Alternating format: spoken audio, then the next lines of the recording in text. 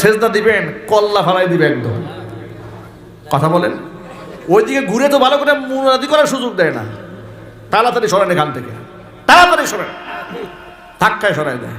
কারণ জানে যে এরা, এদের এত আবেগ, ধর্মীয় আবেগ আমাদের এই উপমহাদেশে, ভারত উপমহাদেশে, বিশেষ করে এশিয়াতে আমাদের ধর্মীয় আবেগ অনেক বেশি, ধর্মীয় জ্ঞান অনেক কম।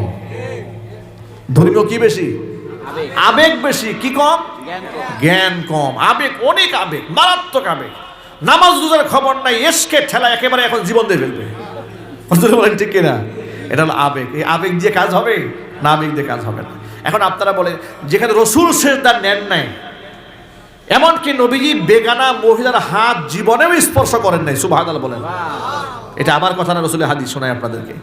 মা আয়েশা সিদ্দিকা রাদিয়াল্লাহু তাআলা আনহা বলেছেন, ওয়াল্লাহি, আমি আল্লাহর কসম করে বলি, মা মাসসাত ইয়াদুহু ইয়াদা মারআতিন কত্তু, আল্লাহর নবীর হাত জীবনেও কোনো পরনারীকে স্পর্শ করে নাই। যেখানে রসুলের হাত পরনারীকে স্পর্শ করে নাই, সেখানে পীরের হাত কেমনে মুরিদ নারীর হাত স্পর্শ করে?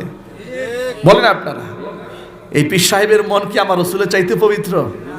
অথচ রসুলের সিনা চাক করা হয়েছে, একেবারে কলিজা একবারে ফেরে, বুক চিরে কলিজা বের করে বেহেশতের পানি দ্বারা ধৌত করা হয়েছে। সেই রাসূল সাল্লাল্লাহু আলাইহি ওয়াসাল্লাম নারীর হাত স্পর্শ করেন, আর উনি এত বড় পীর হয়ে গেছে, মহিলার সাথে এখন মুআনাকা করে, মুসাফা করে, সেজদা গ্রহণ করে, নাজরানা হাদিয়া গ্রহণ করে। সব হচ্ছে ভণ্ড এবং প্রতারক। এগুলা সবগুলা কি? সব ভণ্ড প্রতারক। এই কথাগুলো মনে থাকবে ইনশাআল্লাহ। কার কার মনে থাকবে হাত দেখি তো, ভালো করে উচ্চ করেন। আল্লাহ পাক বুঝার তৌফিক দান করে, জোরে কোন আমিন। হাত নামান। প্রিয় যুবক ভাইরা, মা বোনেরা, এই কথাগুলো যদি মনে থাকে, মৃত্যু পর্যন্ত যেন কথাগুলো মনে রাখার তৌফিক দান করেন, জোরে কোন আমিন। আপনাদেরকে একটা কথা বলেছিলাম বয়ানের শুরুতে, দেখি পয়েন্টটা মনে আছে কিনা। বয়ানের শুরুতেই বলেছিলাম, প্রতিটা ভালো কাজের মূল প্রায়শ্চিত্ত, যাজা বিনিময় বান্দা কোথায় পাবে? কোথায় পাবে? বলে গেছেন। প্রতিটা ভালো কাজের মূল রেজাল্ট, বিনিময় বান্দা পাবে কোথায়? আখিরাতে, পরকালে, ঠিক কিনা? কিন্তু দুনিয়াতেও একটা পাওনা আছে না? দুনিয়ার পাওনা কি? হ্যাঁ, মাশাআল্লাহ, হায়াতে তাইয়্যিবা, উত্তম জিন্দেগি আল্লাহ উপহার দেবে। সুবহানাল্লাহ বলবেন না? এখন উত্তম আর অনুত্তমের পার্থক্যটা বুঝায় আপনাদেরকে। দেখেন, অনুত্তম হচ্ছে যে এক ব্যক্তি পেটে খাবার নাই, এত আভিজাত্য নাই, ঘরে এত ডেকোরেশন নাই, কিন্তু মনের মধ্যে শান্তি আছে, মানে খুব শান্তি আছে, ইট একটা মাথায় দিয়ে নাক ডেকে ঘুমাইতেছে। আরেকজনের টাকা পয়সা, গাড়ি বাড়ি, এসি ডিসি, কিছু অভাব নাই, কিন্তু ঘরের মধ্যে শান্তি নাই, কোনো সুখ নাই, ঘুম তো আসেই না, 5টা ট্যাবলেট না খাইলে তার ঘুমেই ধরে না। কথা বলেন ঠিক কিনা বলেন? প্রত্যেকটা পাপের যেমন পরকালীন ভয়ঙ্কর সাজা আছে, আজ তার জন্য আছে, দুনিয়াতে তার একটা তাৎক্ষণিক পার্শ্ব প্রতিক্রিয়া আছে। দুনিয়ার সেই শাস্তি হচ্ছে মানসিক অশান্তি। পাপের দুনিয়ার তাৎক্ষণিক শাস্তির নাম কি? মানসিক অশান্তি।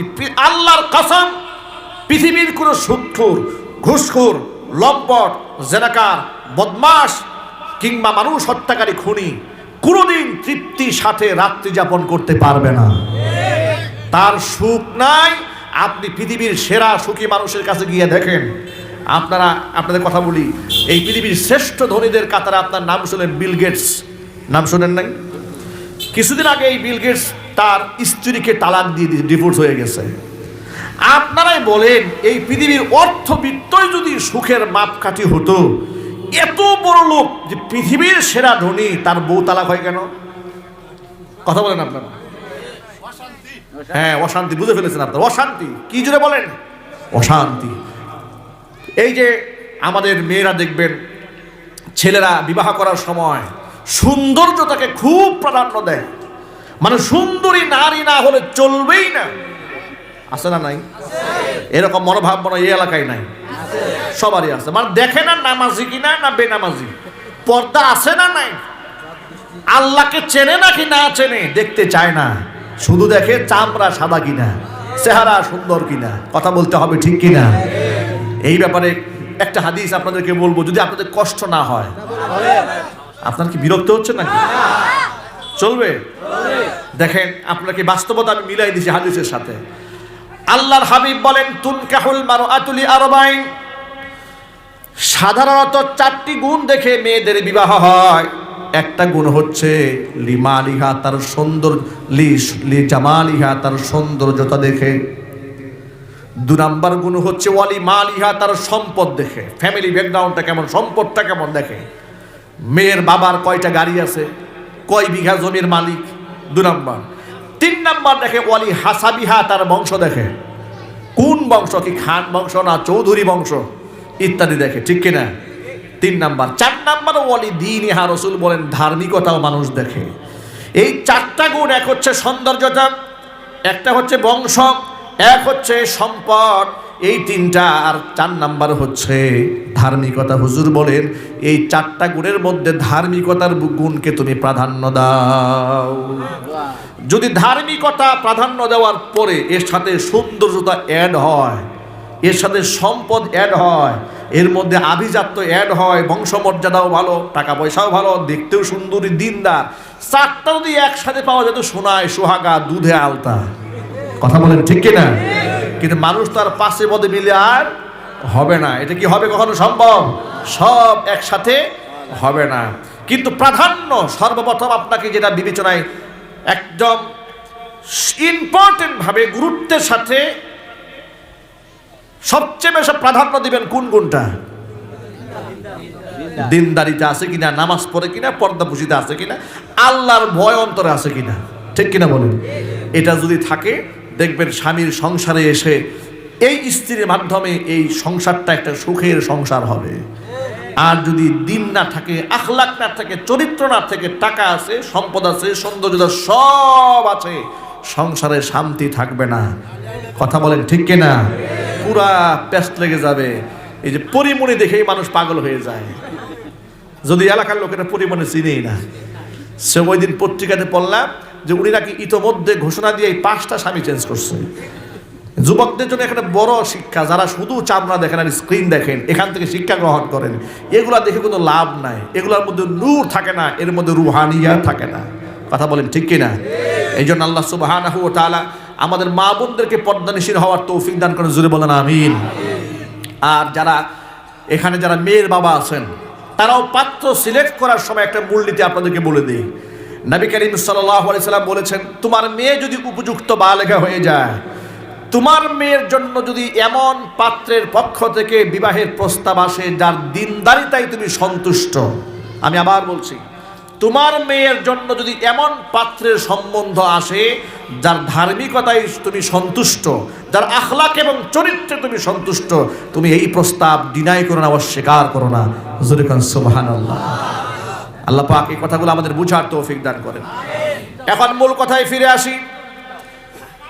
ভালো কাজ যদি আমরা দুনিয়াতে করি, প্রকৃত বিনিময় পাবো আমরা আখিরাতে।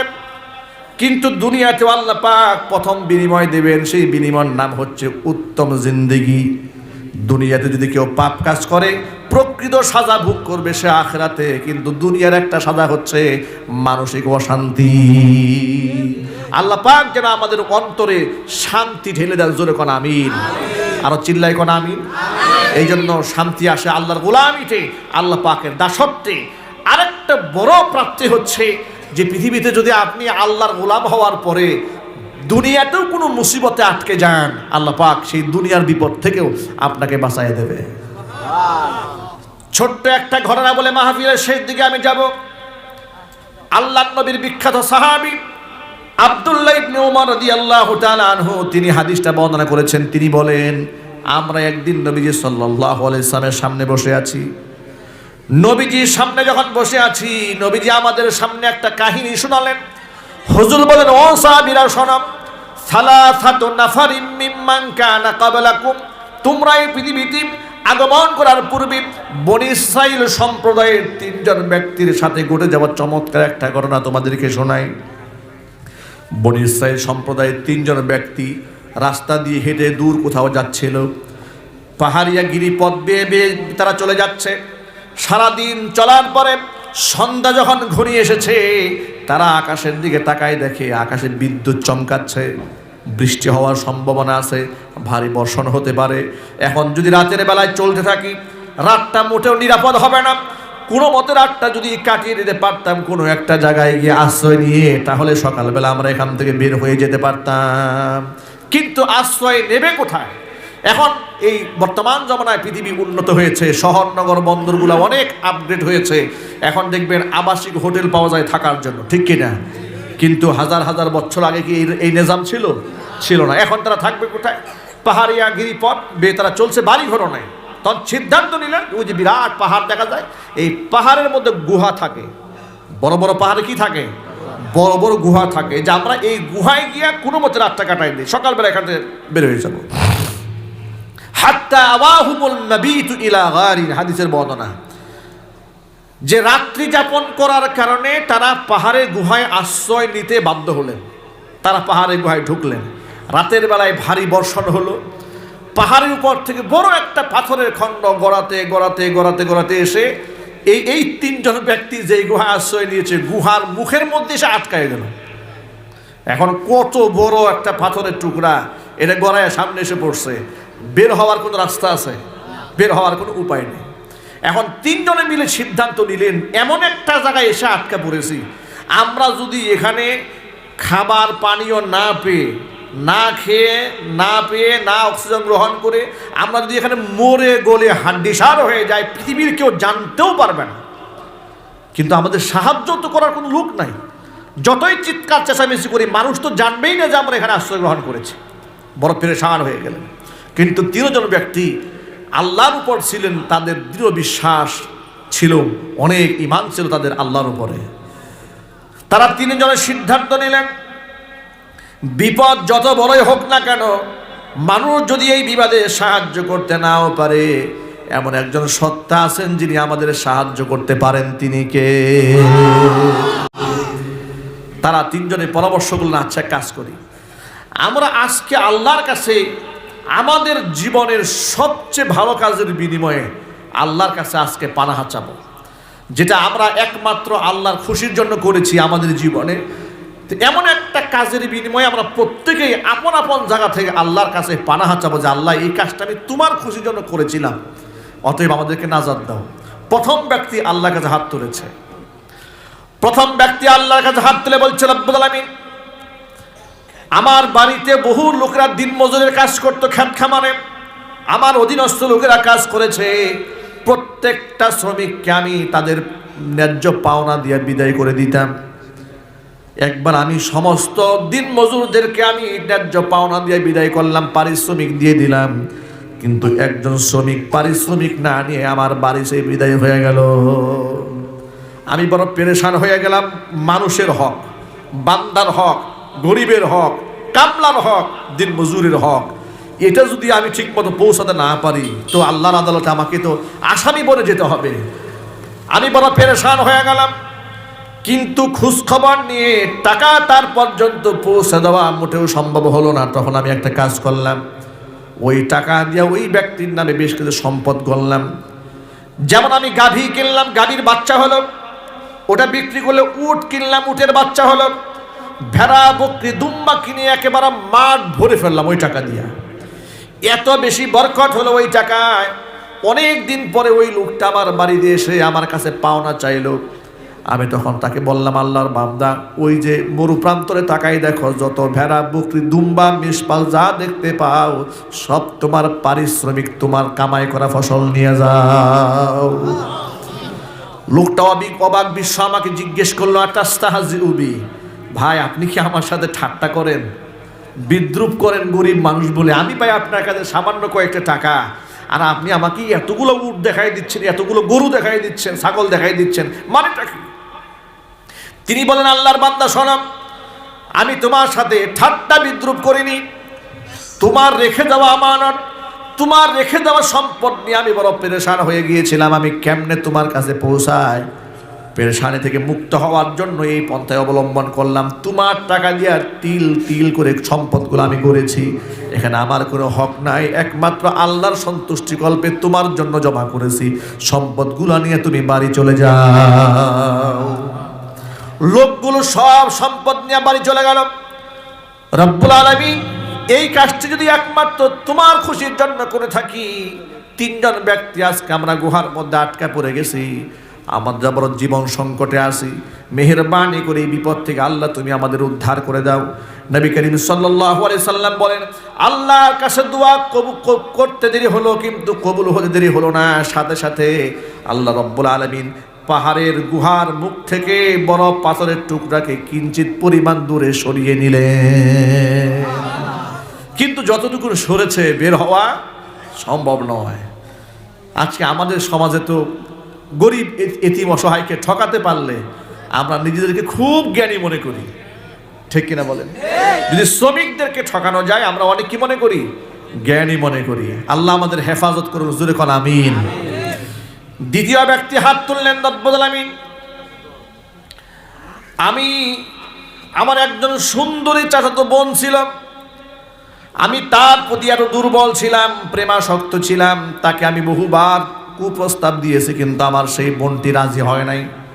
আমার বোন ছিল আল্লাহ ভীতু, আল্লাহ তোমাকে সে দারুণ ভয় করে, সে রাজি হয় নাই। বহুবার প্রস্তাব দিলাম, এভাবেই চলতেছিল সময়।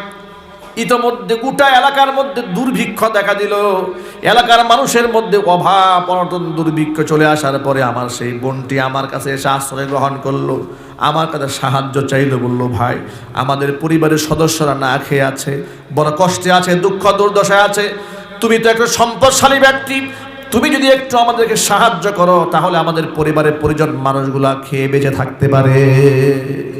তখন আমি তাকে কন্ডিশন দিলাম যে আমি তোমাকে টাকা দিয়ে সাহায্য করব, কন্ডিশন আমার দেওয়া প্রস্তাবে তোমাকে রাজি হতে হবে।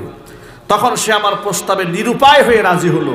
আমি তাকে 100 স্বর্ণ মুদ্রা দিলাম আমার কন্ডিশন অনুযায়ী। সে টাকা নিয়ে বাড়ি চলে গেল।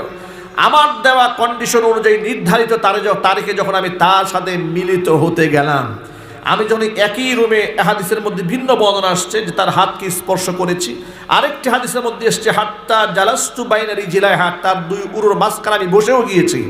এমন সময় আমার সেই বোনটি কত বড় আল্লাহওয়ালা, কত বড় খোদা ভীরু, সে আমাকে বলছে ভাই আল্লাহকে ভয় করো।